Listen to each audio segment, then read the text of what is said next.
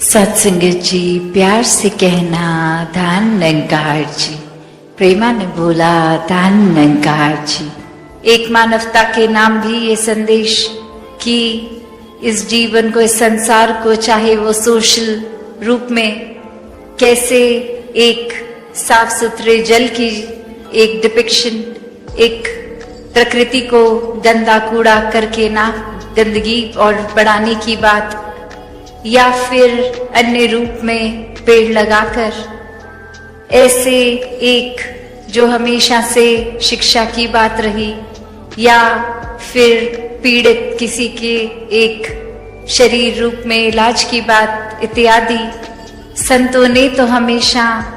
ऐसा ही चाहा कि ये एक सोशल लेवल पे भी और स्पिरिचुअल लेवल पे भी इंसान का जन्म हुआ है, तो फिर बस ये ग्रोथ हो, ये विस्तार हो। ये विस्तार सिर्फ एक भावनाओं की ही बात का नहीं, ये अंदर से बाहर की यात्रा, जो फिर एक चाहे हम इस बिंदु को ही देखें कि एक सच्चाई जो अपने जगह पे कायम दायम और कण कण में भी, और जहाँ ये एक फोकस पॉइंट भी, वहाँ इतना असीम विस्तार की ये बीइंग बाउंडलेस वाली बात कि ये कभी ना खत्म होने वाली। तो ऐसी ही सच्चाई भक्तों के हिस्से आई है। और आज भी ये जो बार बार हम अनाउंसमेंट सुन रहे थे कि जीते जी ये ब्रह्म ज्ञान की दात, इस निराकार को जान लिया जाए तो ही जीवन सफल है। कभी भी संतों ने ये नहीं कहा कि अपनी सामाजिक पारिवारिक जो एक रिस्पॉन्सिबिलिटीज हैं, कर्तव्य हैं, उनको ना किया जाए, पर सिर्फ और सिर्फ अकेले होके भक्ति की जाए। नहीं, संतों ने यही समझाया है कि इस समाज, संसार का हिस्सा बनके घर परिवार में रहकर ही भक्ति की जाए। फिर वो चाहे कहीं पे भी किसी समय हम हैं, हम सड़क क्रॉस कर रहे हैं, किसी म्यूजियम में हैं, कामकाज में हैं, स्कूल में हैं, ये परमात्मा तो उतना ही हर जगह है। हर समय इसके साथ होते हुए जो भी कार्य कर रहे हैं वो किया जा सकता है। और सबसे पहले इसी को जानना है। इसी को जानकर ये जो बात है कि एक को जानो, एक को मानो, एक हो जाओ, एकला जाना एकला माना एक वा, कि कैसे एक संसार में जहाँ इस एक की ही बात होती है कि ये परमात्मा, चाहे अनगिनत नाम इसके, अनगिनत किसी ना किसी क्वालिटी से जोड़ दिया जाता है कि ये एक करुणा दया का सागर है, ये तो प्रेम का स्रोत है। ऐसे ना जाने कितनी ही खूबियों से एक पुकारा जाता है। ये कितने ही एक जितने भी संसार में कण कण में ये है, तो वो फॉर्म भी हो गया और यही फॉर्मलेस भी है। तो कैसे हर जगह हर समय उपस्थित यही परमात्मा, यही सच्चाई है जो रात को भी है, सुबह भी है, कभी भी समय के पार वाली बात। और बाकी सच्चाइयाँ तो दुनिया की कभी मौसमों में परिवर्तन आ जाती है, ये गर्मी से सर्दी, ह्यूमिडिटी, रोशनी, दिन रात, अनेकों ऐसी चीजें जो भी हमारी ये नजर देख सकती है, वो कभी ना कभी एक रूप बदलती है। आज है कल नहीं है, आज इस तरह है, कल आकार बदल जाएगा। अभी जैसे टेक्नोलॉजी की भी बात हो रही थी, जो आज से कुछ साल पहले जो गैजेट्स जैसे दिखते थे, आज उससे कितने अलग दिखते हैं। पहले अगर साधन कम थे, आज कहीं से कहीं ट्रैवल भी करना है तो अनगिनत रूप में जो पहुंचा जा सकता है। वैसे ही एक इंसान अगर संसार में आया और ये एक रूप धन का भी एक अमीरी की और एक जीवन में आराम की जिंदगी पर वो अपनी ही बलबूते अपनी मेहनत से किया गया और उसका फिर सदुपयोग किया गया। फिर वही जीवन को अगर हम ऐसे भी देखें कि किसी ने ये सारे साधन होने के बावजूद उनका इस्तेमाल तो किया पर अच्छाई के लिए नहीं, अपना भी नुकसान किया, किसी और का भी, एक उस तरह से जो परमात्मा का शुक्राना बनता है कि कुछ दिया है तो ये भले के लिए ही इस्तेमाल हो, ऐसा किया ही नहीं गया, तो फिर ये जीवन तो फिर बहुत ही एक मुबारक जीवन तो दूर की बात, ये जीवन तो जीवन कहलाने लायक ही नहीं बचा, जहाँ एक इंसान को यही समाज में रहकर ये भरपूर अपनी सुविधाओं को जहाँ यूज भी करना है उस तरह ये विस्तार है, पर ये जिन्होंने परमात्मा को मन में रखा है, हर समय याद रखा है, ये वो सब चीजों का अच्छी तरह इस्तेमाल करते हुए भी फिर भी ये अपनी स्पिरिचुअलिटी को एक सबसे ऊपर रखते हैं, इस निराकार को सबसे ऊपर रखते हैं और फिर अपने जीवन में एक बंदिश का महसूस नहीं होता कि ये एक दायरा है, एक ये इतना असीम निराकार और कितने ही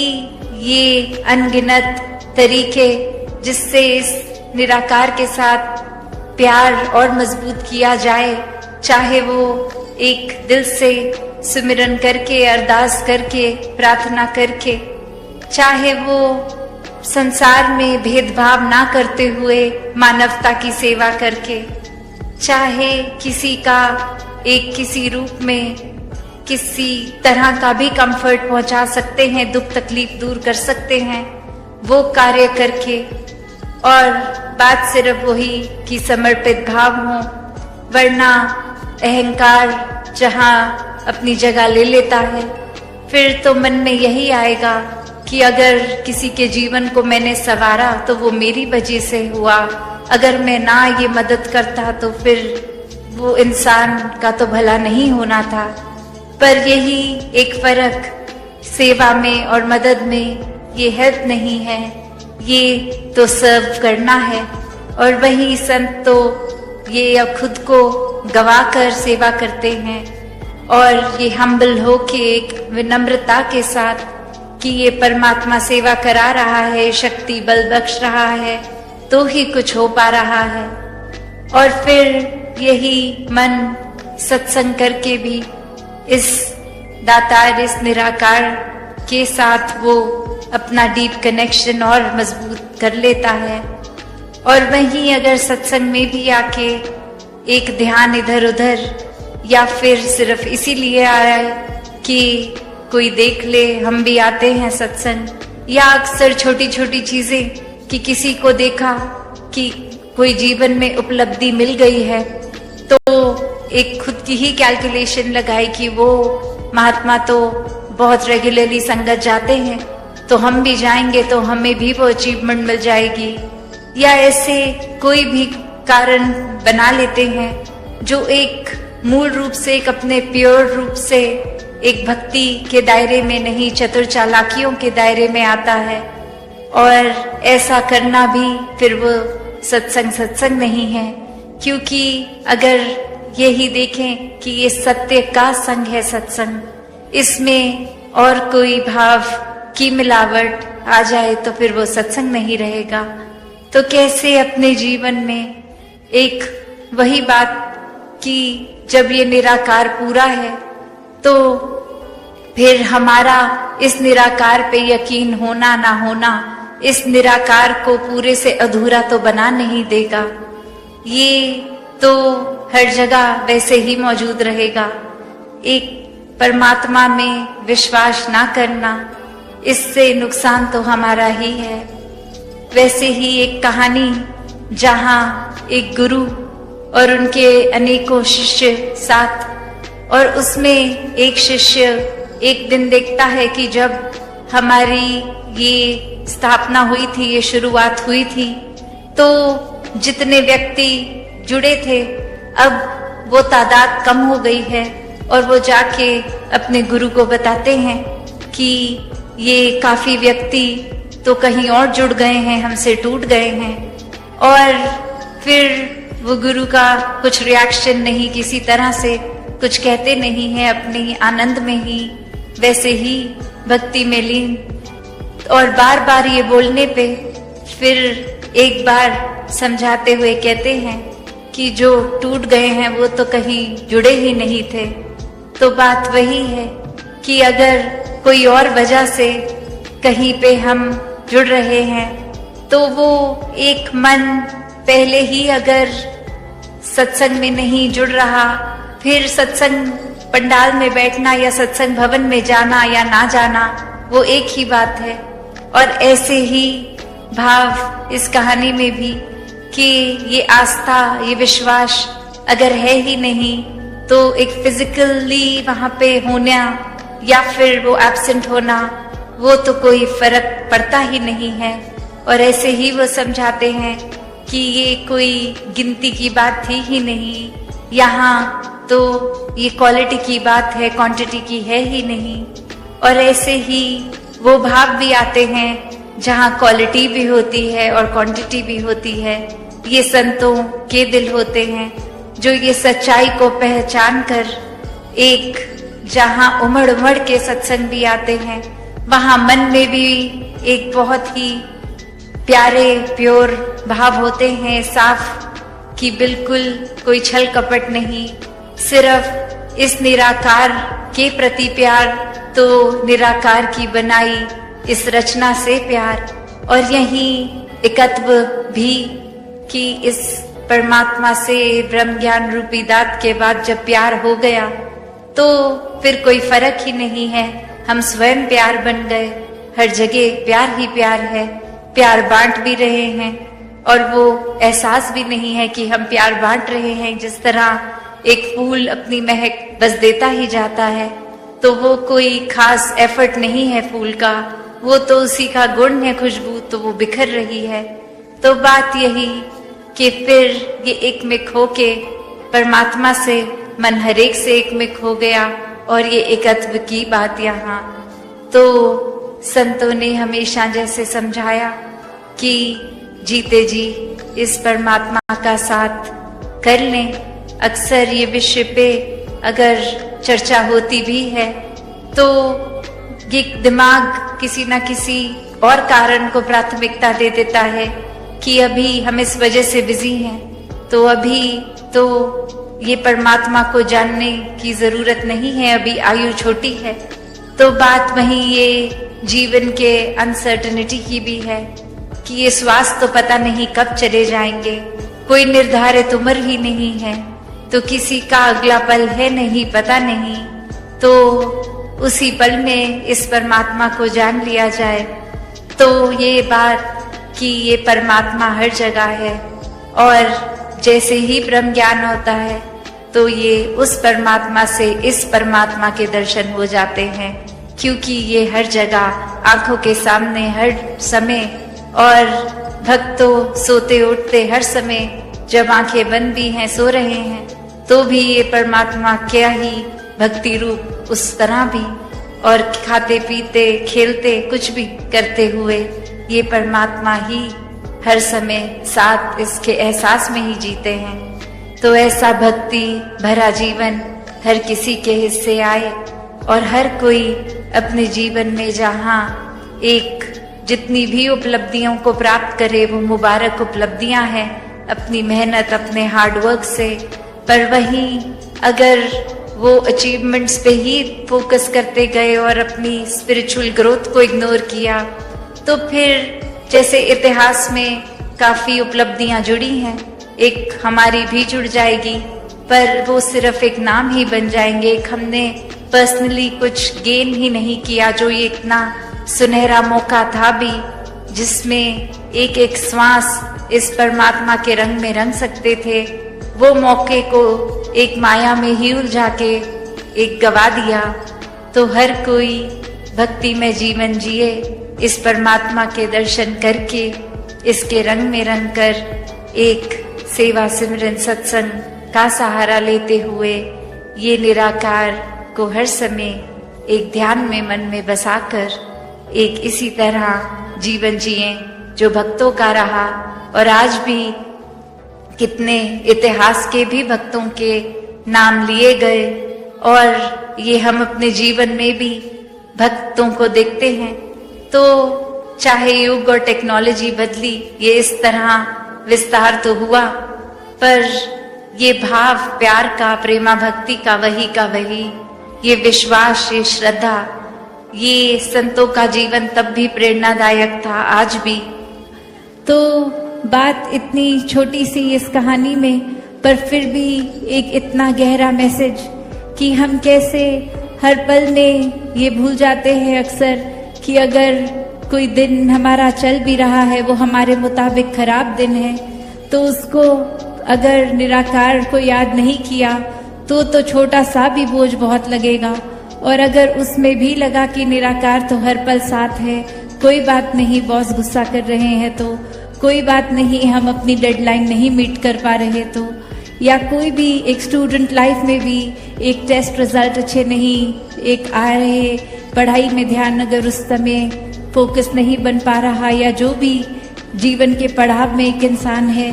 तो ये हमारे मुताबिक चीजें ना हो वो बोझ बन गया। वो तभी जब हमने उसी पल पे लेट गो नहीं किया, उसी पल पे निराकार पे नहीं छोड़ा, वरना तो वो बोझ उतना भी इकट्ठा ना हो उस इंसान का कि घर लाकर उस पेड़ की टहनी पे टांगना पड़े। तो बात इतनी सी कि हर पल ये दुनिया ने तो कुछ ना कुछ तरीके से फंक्शन करना है, और जब जब हमारे मुताबिक नहीं होगा उसको हम एक बोझ बना लेंगे। तो कैसे एक पूरी तरह से ये जो बार बार बीइंग बाउंडलेस की बात आ रही है, तो यही है कि अपने आप को खोकर ही सब कुछ पाना है। और ये चाहे फिर छोटी छोटी चीजें, एक डेली बेसिस का स्ट्रेस है, एक चिंताएं हैं, इच्छाएं हैं, या फिर कोई बड़ी बड़ी और चीजें भी कि एक कई बारी किसी ने जीवन में कोई एक बचपन से ही एम सेट किया होता है कि बड़े होके एक ये चीज अचीव करनी है, और वो मेहनत भी पूरी होती है, सब कुछ फेवर में भी आता है, पर वो फाइनल डेट पे जब वो काम होना है वो किसी वजह से नहीं हो पाता,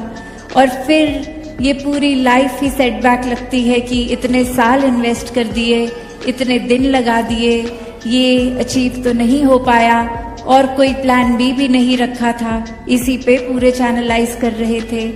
तो बात वही कि जिनके जीवन में निराकार होता है वो अपने सपने तो सजाते हैं, मेहनत भी करते हैं सपनों पे चलने की, पर इतना ज्यादा उनसे फिर चीजों से या सपनों से अटैच नहीं होते कि कहीं फेलियर आया तो वो हमारा ही फेलियर बन जाता है। नहीं, वो सेटबैक्स संतों के लिए कभी सेटबैक्स नहीं होते, क्योंकि संत तो कभी भी मजबूर नहीं होते, संत तो कभी भी बंदिश में नहीं होते।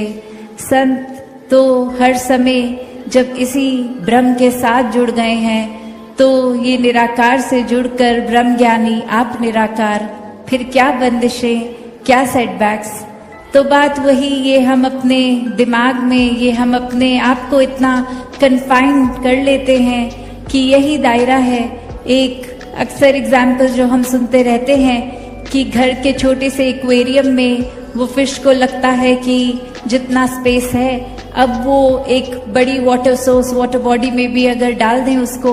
वो उतने दायरे में ही स्विम करती रहती है, क्योंकि इतनी हैबिचुअल है अब वो अपने एक्वेरियम में ही तैरने के लिए। तो चाहे ये लिमिटलेस एक्सपेंस है, फिर भी हमने खुद ही खुद को कन्फाइन किया है, खुद ही एक वो भाव कि जहाँ निराकार नहीं वहाँ अहंकार आ जाता है, और एक अहंकार के साथ साथ वहाँ फिर और बुराइयां आ जाती हैं, वहाँ सोच इतनी लिमिटेड हो जाती है, एक दिल में हम किसी को एक्सेप्ट तक करने को तैयार नहीं होते, एक छोटी सी भी किसी की गलती को इतना मैग्नीफाई कर देते हैं, फिर हम कारण भी ढूंढ लेते हैं कि ये इंसान हमें अच्छा नहीं लग रहा, और कोई पूछता है क्यों, नहीं बस इनकी वाइब भी पसंद नहीं आई है, तो ऐसे भी इतनी माइनर चीजें खुद क्रिएट कर लेते हैं कि ये इंसान नहीं अच्छा लग रहा तो वजह ढूंढो, क्यों नहीं अच्छा लग रहा, एक बना देते हैं हम वजह। तो एक कुछ भी वजह से किसी को भी हम डिक्लेयर कर देते हैं कि ये अच्छा नहीं है। तो बात वही कि एक निराकार का रूप हर एक में है, हर एक ने